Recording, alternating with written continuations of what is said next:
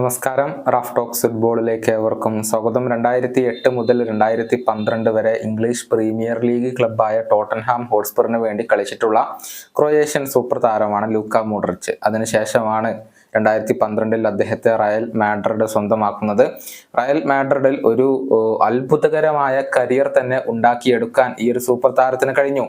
ലോകത്തെ ഏറ്റവും മികച്ച താരത്തിനുള്ള ബാലൺ ഡി ഓർ പുരസ്കാരം വരെ ഇദ്ദേഹം കരസ്ഥമാക്കുകയായിരുന്നു. ഏതായാലും ഇംഗ്ലീഷ് പ്രീമിയർ ലീഗിനെ കുറിച്ച് ചില കാര്യങ്ങൾ ലൂക്ക മോഡ്രിച്ച് ഇപ്പോൾ പറഞ്ഞിട്ടുണ്ട്. അതായത് ലോകത്തെ ഏറ്റവും മികച്ച ലീഗ് ഇംഗ്ലീഷ് പ്രീമിയർ ലീഗ് ആണ് എന്നാണ് അദ്ദേഹത്തിന്റെ അഭിപ്രായം.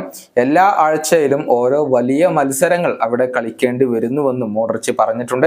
അദ്ദേഹത്തിന്റെ വാക്കുകൾ ഇങ്ങനെയാണ്: ഞാനിപ്പോൾ സ്പെയിനിലാണ് കളിക്കുന്നത്. സ്പെയിനിൽ റയൽ മാഡ്രിഡിനേക്കാൾ മികച്ച ഒരു ടീമിനെ നമുക്ക് ലഭിക്കാനില്ല. പക്ഷെ പൊതുവായി പറയുകയാണെങ്കിൽ ഇംഗ്ലീഷ് പ്രീമിയർ ലീഗ് ഒരു വലിയ വെല്ലുവിളി തന്നെയാണ്. ലോകത്തെ ഏറ്റവും മികച്ച ലീഗ് അവരാണെന്ന് പറയാം, അല്ലെങ്കിൽ ലോകത്തെ ഏറ്റവും മികച്ച ലീഗുകളിൽ ഒന്നാണ് അവർ.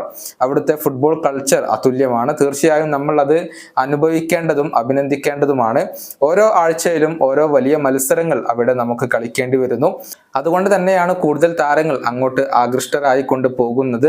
എൻ്റെ ഭാഗം ഞാൻ അവിടെ ചെയ്തു തീർത്തിട്ടുണ്ട്. ഇനി ഈ പ്രായത്തിൽ അവിടേക്ക് തിരിച്ചു പോവുക എന്നുള്ളത് ബുദ്ധിമുട്ടാണ്. പക്ഷെ ഭാവിയിൽ എന്ത് സംഭവിക്കും എന്നുള്ളത് നമുക്കറിയില്ലല്ലോ. ഇതാണ് മോഡ്രിച്ച് ഇപ്പോൾ പ്രീമിയർ ലീഗിനെ കുറിച്ച് പറഞ്ഞിട്ടുള്ളത്.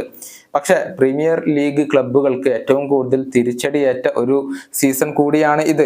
ഒരു പ്രീമിയർ ലീഗ് ക്ലബിന് പോലും ചാമ്പ്യൻസ് ലീഗിന്റെ സെമി ഫൈനലിലേക്കോ അതല്ലെങ്കിൽ യൂറോപ്പ ലീഗിന്റെ സെമിയിലേക്കോ പ്രവേശിക്കാൻ കഴിഞ്ഞിട്ടില്ല. നിലവിൽ കോൺഫറൻസ് ലീഗിൽ സെമിയിൽ പ്രവേശിച്ച ആസ്റ്റൺ വില്ല മാത്രമാണ് യൂറോപ്യൻ കോമ്പറ്റീഷനുകളിൽ ഇപ്പോൾ ഇംഗ്ലീഷ് പ്രീമിയർ ലീഗിനെ പ്രതിനിധീകരിക്കുന്ന ഏക ക്ലബ്ബ്. ഈ വീഡിയോയുടെ അവസാനിപ്പിക്കുന്നു. വീണ്ടും കാണാം.